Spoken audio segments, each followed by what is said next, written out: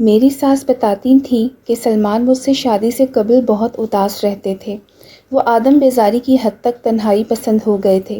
اپنی والدہ تک سے ہفتوں بات نہیں کرتے تھے، جس کا سبب یہ تھا کہ ان کی پہلی بیوی نے انہیں بے وفائی کا زخم دیا تھا۔ وہ اپنی بیوی کو بہت چاہتے تھے، لیکن وہ کسی اور شخص کے ہمراہ چلی گئی تو ان کا دل عورت ذات سے کھٹا ہو گیا۔ سلمان نے بیوی کی بے وفائی کا اتنا صدمہ لیا کہ گوشہ نشیں ہو گئے۔ ہر ماں کی طرح ان کی والدہ کو بھی اپنے بیٹے کی رنجیدگی کا غم تھا۔ وہ چاہتی تھیں کہ کسی صورت سلمان دوبارہ زندگی کی طرف لوٹ آئیں، لیکن وہ کسی طور اب دوبارہ گھر بسانے پر آمادہ نہیں ہوتے تھے۔ لگتا تھا کہ بیوی کی بے وفائی نے ان سے خوشی چھین لی تھی، تبھی سب سے منہ موڑ کر تنہائی سے ناتا جوڑ لیا تھا۔ انہیں دکھ اس بات کا تھا کہ جس ذات پر ہر شے وار دی، ہر سکھ دیا، خود سے بڑھ کر اعتبار کیا، وہی جل دے گئی۔ بازار میں ان کا ایک چھوٹا سا ہوٹل تھا، اونے پونے بیچ دیا۔ سوچا کہ کس کے لیے کماؤں، روز و شب محنت کروں۔ جب کوئی دلبر ہی نہ ہو، آدمی زندگی سے ہی اوب جاتا ہے۔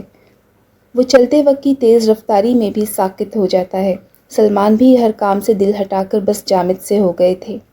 سچ ہے، جب دلدار نہ رہے، دن اور رات بھی دشمن بن جاتے ہیں۔ کتنا دکھ کیوں نہ سہنا پڑے، بالآخر بندے کو روزی روٹی کی فکر تو کرنی پڑتی ہے۔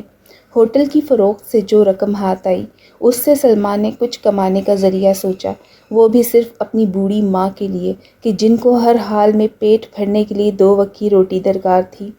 اب دل کی یہ کیفیت تھی کہ ایک جگہ آرام سے بیٹھنے سے معذور تھے۔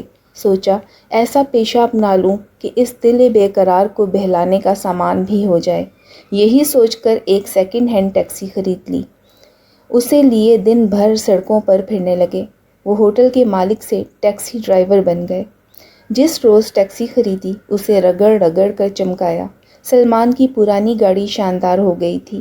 وہ اب گھر کا رخ کم ہی کرتے، گھر کی بجائے وہ گاڑی کے اندر ہی سونا پسند کرتے، جیسے کسی شکستہ دل بچے کو جی بہلانے کے لیے کھلونا مل گیا ہو۔ دن بھر گاہکوں کے ہمراہ رہنے کے بعد تھک کر نصف شب کو گاڑی بند کر کے وہ پچھلی نشست کے گلے میں باہیں ڈال دیتے تو تنہائی کا احساس قدرے ماند پڑ جاتا۔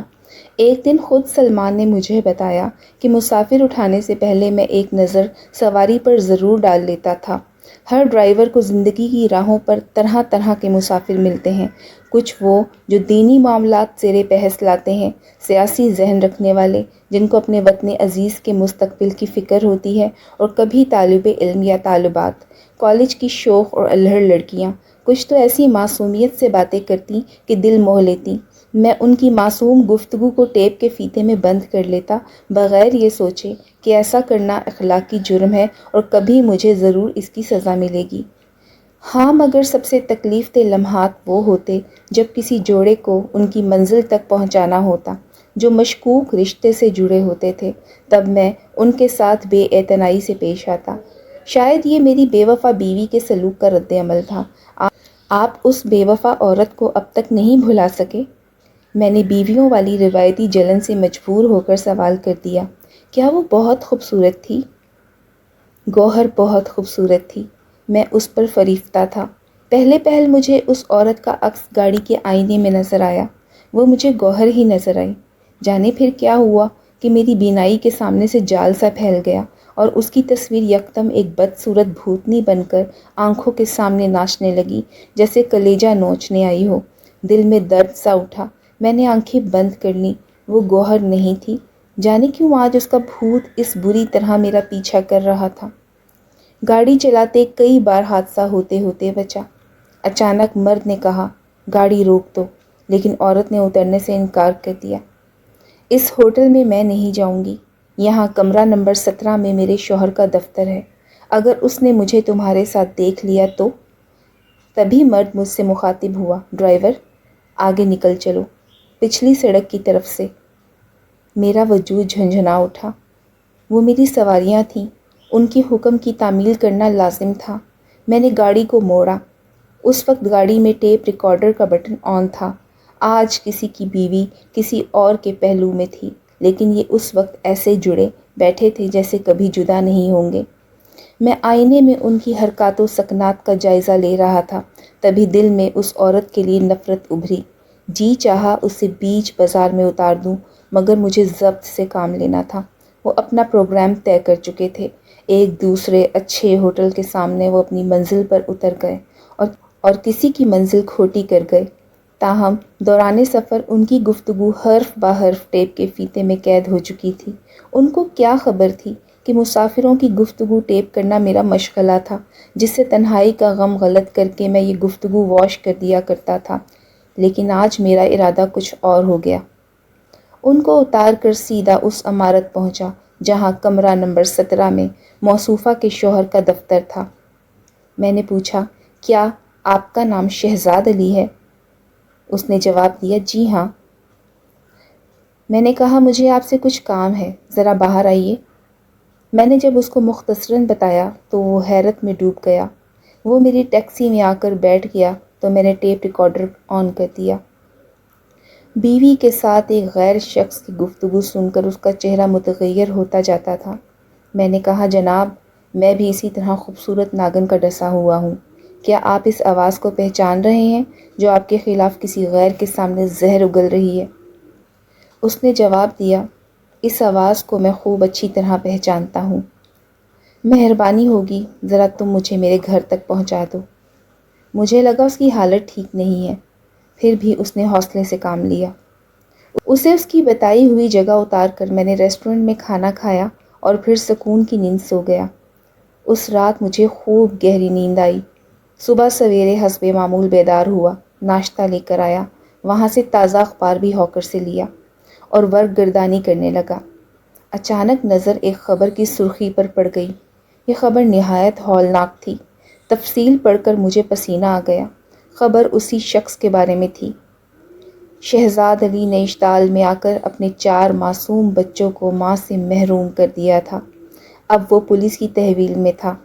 اخبار میں اس خاتون کے ساتھ اس کے 4 معصوم بچوں کی تصویریں بھی تھیں۔ اس تصویر کو دیکھ کر اپنے کیے پر میری آنکھوں سے آنسو بہہ نکلے۔ میں اقرار کرتا ہوں ذکیہ کہ اس روز مجھ سے ایک بہت بڑی غلطی سرزد ہوئی تھی۔ مجھ سے کتنی بڑی بھول ہو گئی تھی کہ میں نے ایک بے وفا عورت کا راز فاش کر کے اس کے بچوں کو کس جرم کی سزا دی تھی۔ میں نے ان کو ماں اور باپ دونوں کے پیار سے محروم کر دیا تھا۔ بے شک میں نے بہت بڑا گناہ کیا تھا، خدا مجھے معاف کر دے۔ یہ کہہ کر سلمان پھوٹ پھوٹ کر رونے لگے اور میں حیرت سے ان کا منہ دیکھ رہی تھی۔ انہیں چپ کرانے اور تسلی دینے کا حوصلہ بھی مجھ میں نہیں تھا۔ دم بخود سی تھی کہ جس شخص کو سیدھا سادہ اور نرم دل سمجھتی تھی وہ اس قدر شقی القلب بھی ہو سکتا ہے۔ سلمان نے شاید اپنے اس راز کا ابھی تک کسی سے اظہار نہیں کیا تھا، تبھی من و بوجھ ان کے دل پر رہتا تھا۔ مجھ کو اپنا سچا جیون ساتھی سمجھ کر انہوں نے بات بتا دی۔ شاید عمر بھر وہ کبھی کسی سے نہ کہہ پاتے۔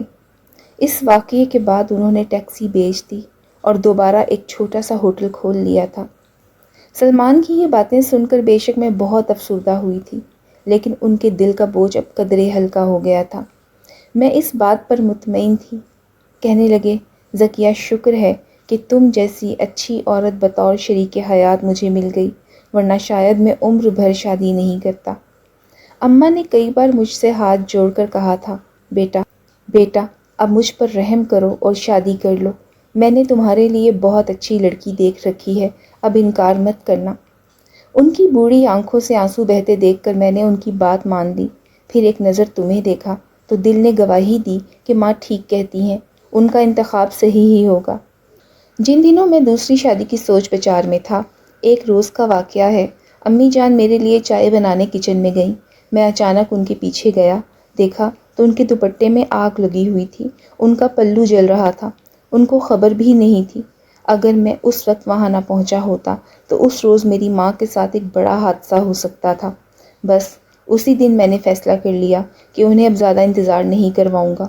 میں سارا دن ہوٹل پر ہوتا تھا اور وہ گھر میں اکیلی ہوتی۔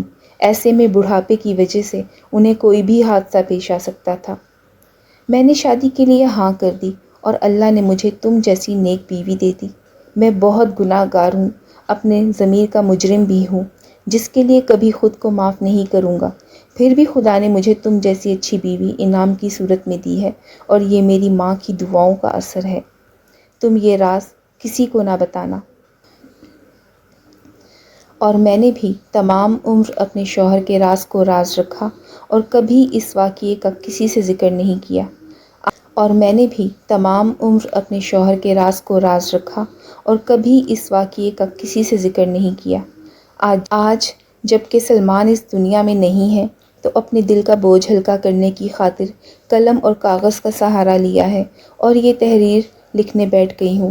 ساتھ ہی دعا کرتی رہتی ہوں کہ رب تعالیٰ میرے شوہر کی مغفرت کرے، کیونکہ کسی کے راز سے پردہ اٹھانا میرے اللہ کو پسند نہیں ہے، کیونکہ اس طرح کسی کو ناقابل تلافی نقصان پہنچ سکتا ہے، حتیٰ کہ کسی کی جان بھی جا سکتی ہے۔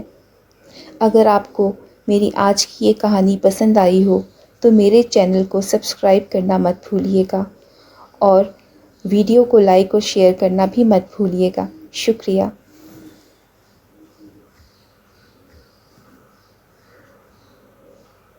میری ساس بتاتی تھی کہ سلمان مجھ سے شادی